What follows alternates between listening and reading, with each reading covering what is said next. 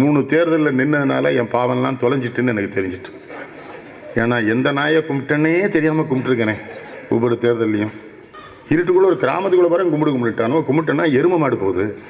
சண்டாள பயிலுலா நான் திருக்குறள் என்னடா எரும மாட்டெல்லாம் கும்பிட விடுது. நான் எரும மாட்டுக்கு சொந்தக்காரன் நமக்கு தான் ஓட்டு போடுவாங்க.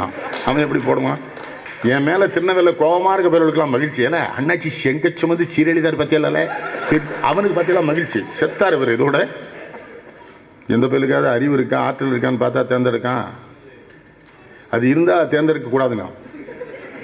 எதுக்கு இல்லைன்னு கேட்டேன். நீங்கள் எதுக்கு என்னாச்சு அங்கே போய் சீரழிங்க பேசாமல் வீட்டில் இருங்க. என்னை தோக்கடிச்சு காரணம் சொல்கிறான். நீங்கள் அங்கெல்லாம் போகக்கூடாதுனாச்சு. சட்டசபையில் இவனும் வேட்டி ஒத்து காமிக்கான் அவனும் வேட்டி ஒத்து காமிக்கான். என்னன்னு கேட்டால் திராவிட நாட்டை தேடிக்கிட்டு இருக்கோங்க 2 பேரும். அதுக்கு நீங்கள் ஏன் போறியாச்சு பேசாமல் இங்கேயே இருங்க அப்படின்னு இந்த இல்லையா.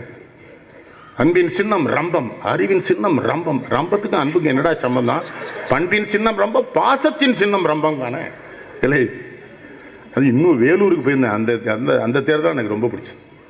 உங்கள் பொன்னான வாக்குகளை மறவாமல் 24 காலையிலே எழுந்து குளித்து மூழ்கி ட்ரெஸ்லாம் பண்ண சொல்லலாம் நம்மளை. என்னமோ நம்ம அம்மனமாக போயிடுவோம்னு அவனுக்கு வருத்தம். ஆடை அணிகளை அணிந்து நீங்கள் போய் உங்கள் பொன்னான வாக்குகளை கிணத்திலேயே போடுமாறு கேட்டுக்கொள்கிறேன். கிணத்திலேயே நான் சொன்னேன் இந்திய ஜனநாயகத்துக்கு சரியான சின்னம் தான். கிணத்துல கொண்டு போட்டு நீங்கள் பாட்டு வீட்டுக்கு. இது என்னடா நாடு இது?